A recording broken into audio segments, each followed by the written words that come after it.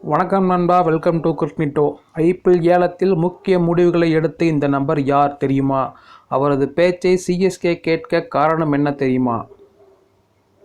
துபாயில் நேற்று டிசம்பர் 19 நடைபெற்ற 17வது ஐபிஎல் கிரிக்கெட் தொடருக்கான மினி ஏலத்தில் நடப்பு சாம்பியனான சென்னை சூப்பர் கிங்ஸ் அணியானது சிறப்பாக வீரர்களை தேர்வு செய்துள்ளது.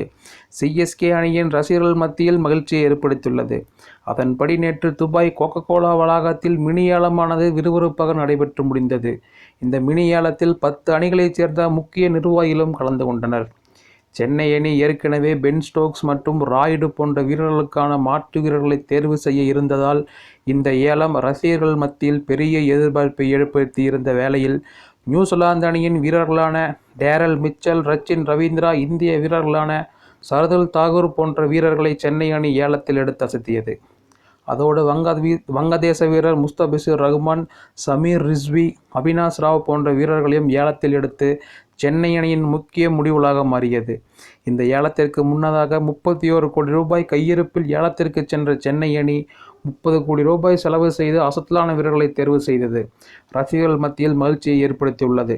இந்த நிலையில் இந்த ஏலத்தின் போது சிஎஸ்கே அணி சார்பாக காசி விஸ்வநாதன், ஸ்டீபன் பிளம்மிங், அன்கித் பல்டி போன்ற நிர்வாகிகளுக்கு மத்தியில் சுந்தர் ராமன் என்கிற ஒரு நபர்தான் ஏலத்தில் முக்கிய முடிவுகளை எடுத்ததை கவனிக்க முடிந்தது.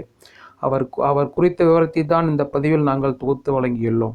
அதன்படி முன்னாள் ஐபிஎல் சிஇஓன அவர் 2020ஆம் ஆண்டு சென்னை அணி லீக் சுற்றோடு வெளியேறிய போது சென்னை அணியின் உரிமையாளர் ஸ்ரீனிவாசனால் சிஎஸ்கே அணியின் ஆலோசகராக நியமிக்கப்பட்டவர். ஏற்கனவே ஐபிஎல் நிர்வாகத்தில் பணிபுரிந்த அவருக்கு எந்த வீரர்களை தேர்வு செய்வது, திட்டங்களை எவ்வாறு வகுப்பது போன்ற அணுகுமுறையினை மிக தெளிவாக தெரிந்தவர். இதன் காரணமாகவே சிஎஸ்கே அணி அவரை ஆலோசகராக நியமித்தது. அவரது வருகைக்கு பின்னர் சென்னை அணி 3 ஆண்டுகளில் 2 முறை கோப்பையை கைப்பற்றியது. இதற்கு காரணம் அவரது திட்டங்களும் வீரர்கள் தேர்வு முறையும் தான்.